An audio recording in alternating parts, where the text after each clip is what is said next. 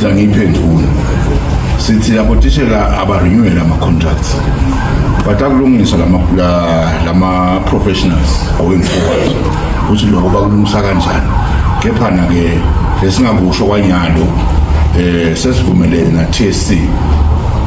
selitiko ukuthi ababuye batawurenewela bonke kepha lama-concerns yalakhona ema-professionals atawubona ukuthi akulungisa kanjani going forward maphanako le academia nayo inema-standards akhona kepha-ke lokumcoka sitacela vele ukuthi abehambe sesivumelene letiko PS tiko kanye ngifuna ukuthi kanye na-public service sayithola i-instrument ku-public service ukuthi aba-renewal na-chairman we-TSC sam-engage ne-commission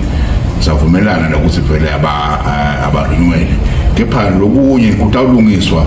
basisemsebentini ukuthi lawo ma-concern lawo a-adresseka kanjani.